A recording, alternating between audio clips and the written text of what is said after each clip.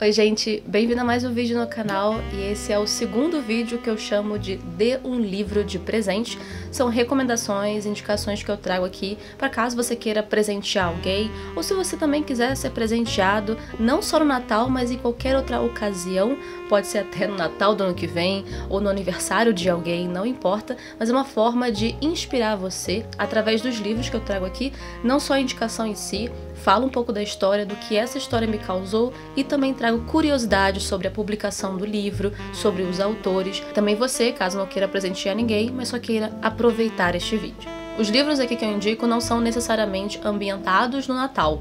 Alguns são, se você for ver no primeiro vídeo, eu comecei com a canção de Natal, então caso você não tenha assistido, vai lá assistir o primeiro. Mas também trago de vários gêneros e até mesmo não ficção, que será o tema de hoje. Mas se algum desses títulos não te interessar, também tem aqui no canal playlists como leituras recentes, os livros que eu li recentemente ali, entre os 3, 4 meses durante as leituras e falei sobre, e também recomendações gerais, todos os livros que eu já comentei aqui nesse canal. Quem me acompanha tanto aqui e no Instagram sabe que eu voltei com o meu hábito de escrever em diários, uma coisa que eu já gostava de fazer desde quando eu era pequena. O diário comum, né, gente? Contar o dia a dia e tudo mais. Eu retomei esse hábito por inspiração de um livro que eu estou lendo, que é Diários de Virginia Woolf. O pessoal sabe que eu não paro de falar desse livro. Já comentei no último vídeo de Book Haul, que foi um livro que eu comprei no meu aniversário, me presenteei com ele. Essa é uma edição da Relógio d'Água. É uma edição difícil, mas ele só tá aqui para eu poder recomendar também a edição brasileira, que tá belíssima, pela editora Nós. É uma edição que tá dividida, porque esse diário em si, ele foi dividido mesmo em 5 partes pela esposa do sobrinho da própria Virginia Woolf. Então aqui a gente tem o diário dela começando em 1915 até o final de sua morte, e é muito interessante ler os diários, porque eu comecei a Virginia Woolf com Mrs. Dalloway, Orlando, e a gente pegar os romances, claro, a gente pega os romances em geral, é muito bom, mas você ler o diário e conhecer a natureza daquela pessoa, daquele autor, é muito interessante você ler tudo isso antes de pegar o romance, porque depois você começa a se situar. Caramba, eu lembro que nessa época que ela está escrevendo esse livro, aconteceu isso, isso, isso, ou ela estava de tal jeito, o comportamento dela era outro. Você começa a identificar isso quando está lendo os diários. Então aqui a gente tem o dia a dia da Virginia Woolf, a gente tem muito da relação dela com o Leonard Woolf, que era o seu esposo, e também a editora dos dois, que é a Hogarth Press, e também o grupo Bloomsbury, né, que era o grupo intelectual dela com outros autores, as amizades com a família também, o que ela pensava de cada pessoa, e uma mulher muito contraditória. Falei sobre isso no último vídeo, que é o que mais me chamou a atenção, essa contradição que a Virginia Woolf trazia, né, carregava, e talvez muitos vão chamar de bipolaridade, mas eu achei muito humano a gente ver no decorrer do dia ela gostando de uma coisa e desgostando, ela falando de certa pessoa de uma forma e depois mudando de opinião, e principalmente é a época das guerras, né? Então muito do que ela vai falar aqui são os medos dos bombardeios, e uma das preocupações dela era o Leonard Woolf também ir para a guerra. Ela pensava muito sobre, sempre quando eles recebiam a carta, né, achava que ele estava sendo chamado para servir, mas ele conseguiu diversas vezes o atestado e não serviu justamente por questões de saúde. Sempre tinha algum problema e ele era dispensado, né? Um dos momentos que eu mais gostei também foi bem no iniciozinho, que ela comenta sobre a carta que ela recebeu do autor Thomas Hardy, o autor da Era Vitoriana, muito clássico também, e ela fica extasiada. Ela fala que recebeu a carta, ela escreveu para ele e ela depois recebe a carta do autor. Então a gente vê essas andanças dela, eu marco, em todos os momentos eu marco os lugares que ela já passou, toda a Inglaterra, ali em Londres, né, todos os lugares que ela passou, que são bem repetitivos. Ela sempre vai para os mesmos lugares, né, isso que eu achei interessante. E no futuro eu quero trazer um pouco mais sobre essa obra aqui. E é isso aí, me inspirou a escrever então no meu próprio diário, né, que é um assunto que eu vou falar mais aqui nesse vídeo, de outros diários. E eu coloquei até lá no Instagram como isso me inspirou.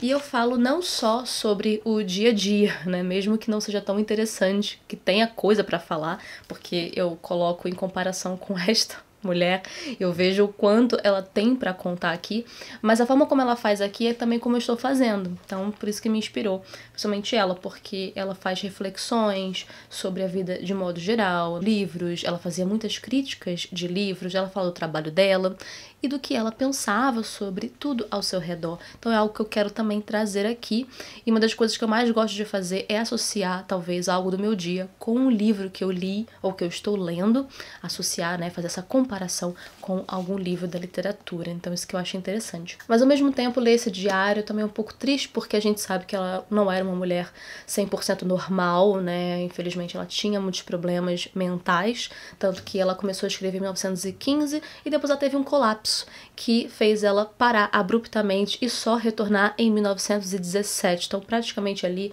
quase 2 anos depois, ela acabou voltando e como se nada tivesse acontecido. Ela ficou muito tempo internada, ela ficou agressiva demais, até mesmo com o próprio Leonard. Então ela mudou o comportamento dela, é bem triste saber disso. Isso tudo é falado aqui nas notas do próprio tradutor.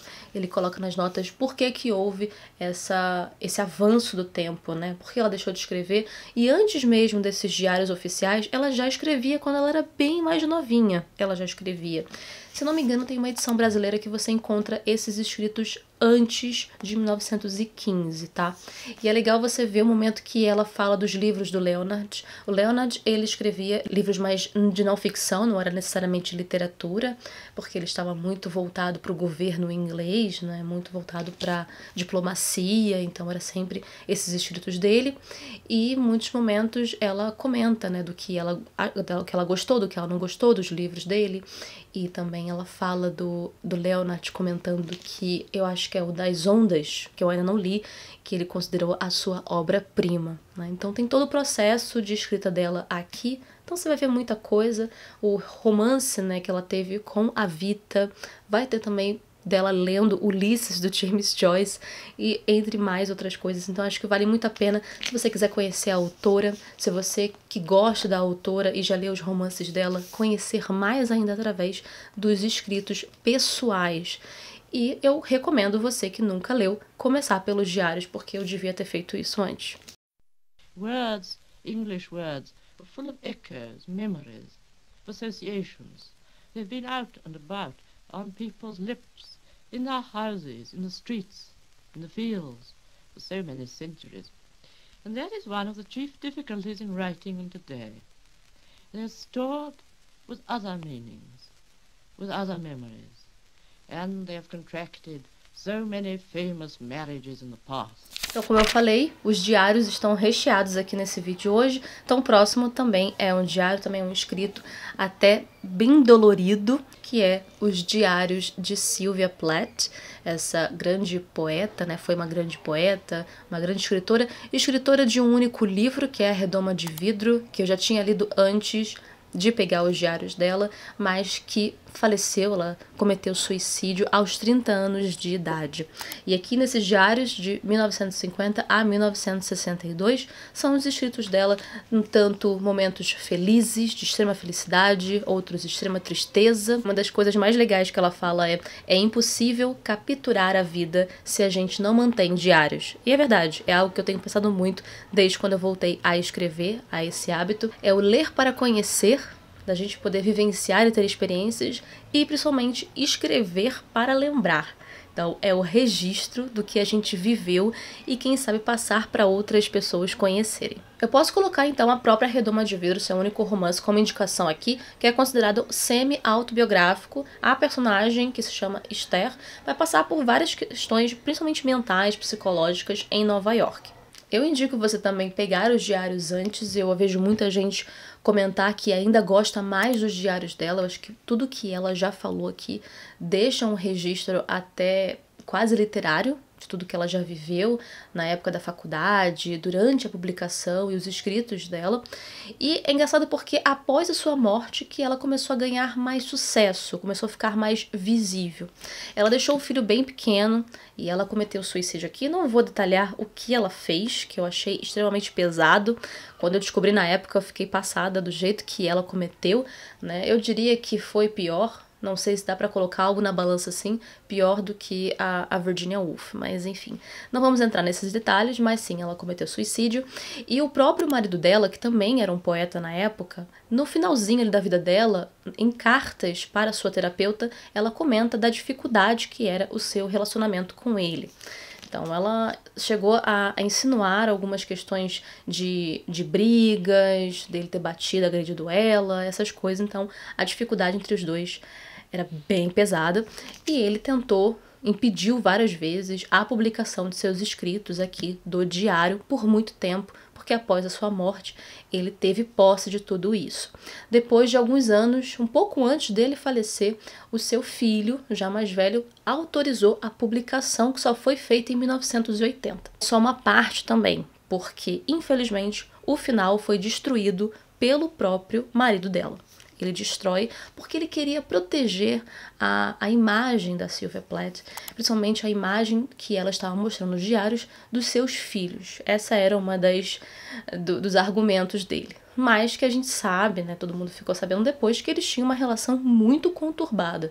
Então não dá para entender muito bem isso aí. Mas só no ano 2000 que o diário, enfim, ele foi completamente, né, o que restou dele foi completo ali, publicado. Hoje eu consigo vê-la como um ícone cult. Ela virou esse ícone cult. Até bandas indies e cult fizeram músicas em sua homenagem, principalmente aquela banda Belle and Sebastian, que fez Enter Sylvia Plath. Fizeram todo em homenagem à autora. Vou deixar aqui uma indicação de filme, mas infelizmente eu não achei em nenhum streaming. Não sei se você consegue pegar no YouTube algumas partes, mas se você já assistiu, deixa nos comentários, que é Sylvia, Uma Paixão Além das Palavras. E a última indicação que eu coloco aqui para vocês, também em diário de 2 volumes, que recebeu uma capa nova pela Companhia das Letras muito recentemente, que é o Todos os Diários de Lúcio Cardoso. Eu comecei a ler esse livro muito, muito recentemente. O primeiro volume e o segundo volume.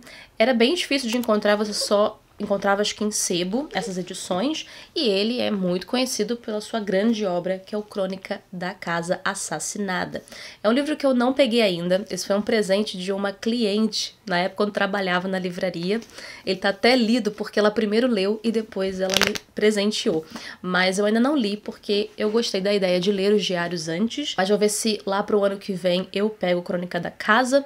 É um livro bem difícil de ser encontrado, e depois de pesquisar um pouco mais sobre a história do Lúcio Cardoso, eu acho que eu entendi o motivo. Logo no início, na primeira linha desse diário, a gente já vê uma reflexão que ele faz a respeito de uma obra de Dostoiévski. Então, você vê ao longo também do diário o quanto ele era muito erudito. Muitos falavam isso também, que ele era um autor que trazia textos eruditos, de muita inteligência, muito intelectual. Ele também sempre abordava sobre a questão da morte, não é à toa que ele falava de Dostoiévski, então acho que era algo que intrigava muito ele.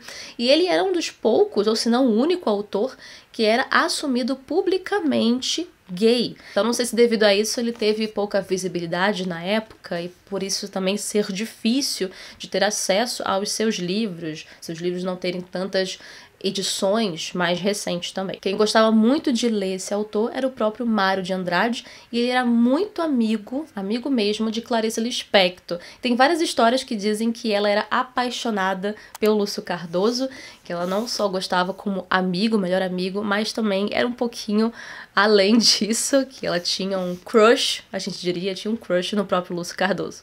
E uma curiosidade bem legal sobre o autor é que a primeira edição brasileira de Orgulho e Preconceito da Jane Austen foi traduzida pela primeira vez pelo próprio autor. E em 1941, pela José Olímpio, ela chegou aqui no Brasil.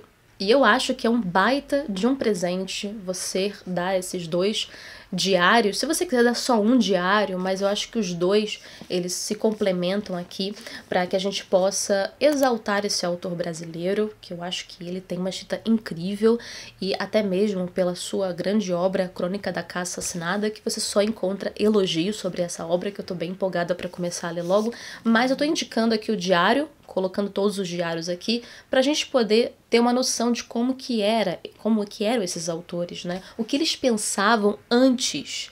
para eles depois escreverem os seus romances, depois virem ao grande sucesso. Esse é um autor que, ele não se suicidou, tá, gente? Não se suicidou.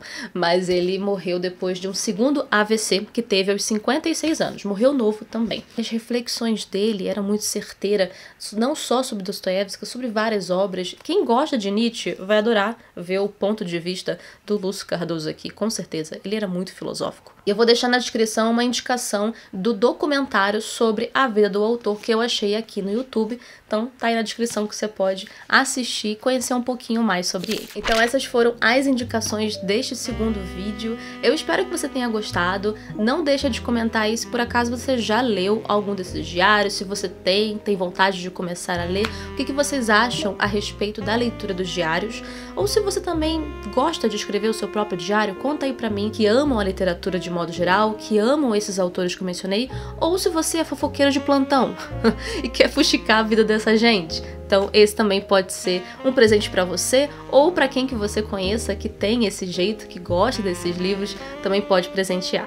Então, se você chegou aqui até o final, muito obrigada por ter assistido. Se você puder também curtir e compartilhar com um amigo para que ele possa conhecer o meu trabalho aqui. E se caso tenha se interessado por essas edições, eu vou deixar na descrição o link da Amazon que você pode comprar com o meu link e você me ajuda, apoia o canal e também pode assistir os anúncios que aparecem aí no vídeo, que também apoia o canal monetariamente. Então é isso, gente. Eu vou ficando por aqui. Até a próxima e obrigada por assistir a mais um vídeo do Bruni Livros. Tchau!